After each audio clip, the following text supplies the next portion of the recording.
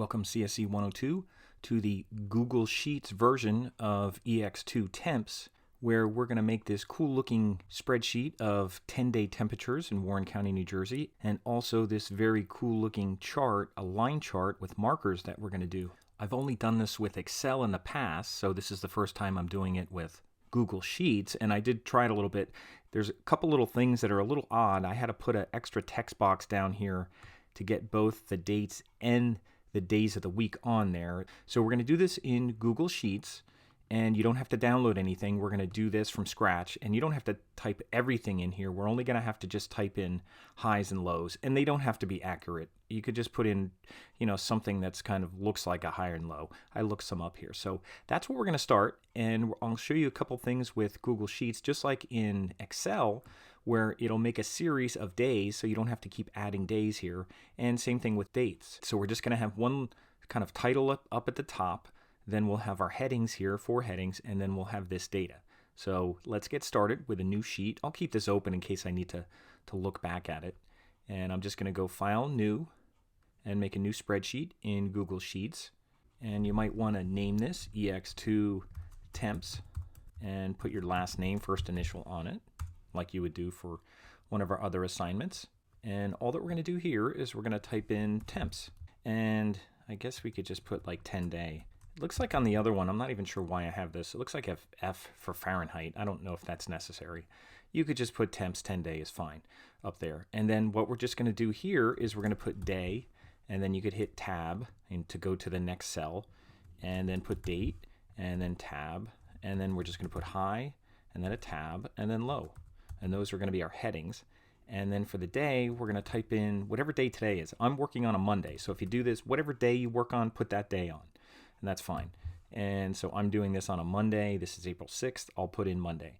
And then for the date, today is April 6th. So I'm just going to put in 4/6/2020 because that's when I'm doing this. And when I do that for this cell, I also want to go up here to the format and go down. They have date here.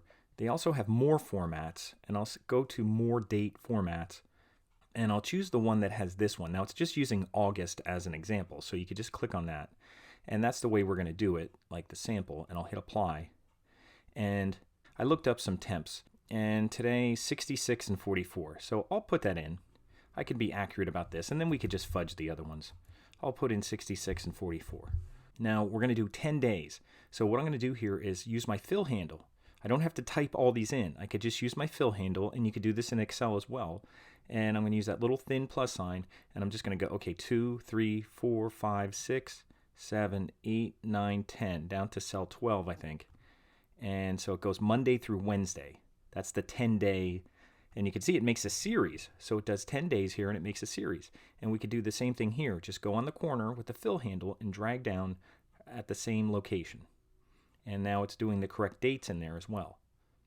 And then for these, you can put whatever you want. So I'll just do these real quick. I'll put 62, 42, and just put whatever you want. I won't record doing all this. I'll just fill these in. But you could do these somewhere around the 50s. You could look at the accurate ones and do them. You can see for the next 10 days, it goes kind of in the high 50s, and then it goes back up to the 60s and back down again a little bit. So we're just going to use these kind of temps here. They don't have to be accurate. Just kind of fudge it. Do it as quick as you can. Okay, I have these highs and lows in here, so they don't have to be perfect. We're just putting them in there just so we have something to put in our chart. But obviously don't put them all the same because they'd be like a straight line, so we don't want to do that. So just make them vary within 15 to 20 degrees of each other is probably fine.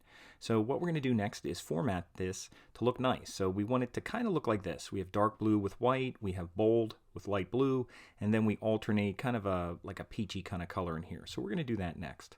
First, we're going to have to merge the title. So we're going to have to highlight over these top cells here, going across. And in Google Sheets, they have this merge thing here. It looks like a little old television set or something with arrows coming in. And I'm just going to say merge horizontally. And then to center it, there's a center icon here. We'll just center it in the middle. And I'm just going to make it bold. And I'm going to make it like 12 point. And if I want to do the dark blue, I could do that now, I guess. I'll do it like a dark blue. And I'll make it white. And you could do the colors later, but I'll do that since I just did that. And then these things here, I'm going to center these, all these cells with the date, high and low, I'm going to center them so they all center on each other. And then I'm going to shorten these a little bit. So I'm going to shorten this, and then I'll just go here and I'll just shorten it just manually. I don't have to put any set or auto fit or anything like that. I'm just going to shorten them so they look nice. And that looks pretty good. And I'm going to make these bold. So I'll highlight through these and I'll just make them bold. It looks like they're 10 point. You might want to make these 11. I think it'll look a little bit nicer at 11, a little easier to read. And if we have to make it a little bigger, if it's a little crowded, that's okay. We could stretch this out. But actually, I'm not going to worry about this yet because we're going to shorten these. It helped putting in the actual day of the week, but we're going to shorten these to try and get them on our chart. So the next thing I want to do here is highlight this and just give it like a light blue with the paint bucket. And then I'm just going to highlight this A4 through D4, and then I'm going to hold down, if you're on Windows, hold your Control key. If you're on Mac, hold your Command key, and then I'll just get the next one and do these alternate rows here. And it works out nice with the last one being in a color, and then I'll use the paint bucket again, and I'll just use kind of like a light peachy color.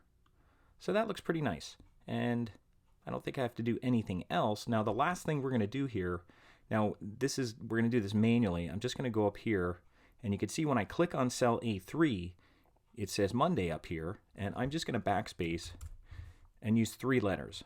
And if you did 4, it'd be okay, but I'll try to do 3. So that's it. And I could shorten this cell up here. So that looks pretty good. That's what we want. I think that's kind of what we have there. So that's what we want. So that's the first part of this. So I think I'm going to stop here, and this will be part 1. And then in part 2, I'll just focus on doing the chart so that we could just focus on the chart in part 2. So part 1 is just doing the spreadsheet here, using the series to get Monday through Wednesday, using the series to format the date, and then just putting in our highs and lows, coloring it a little bit, and now we're going to make a line chart.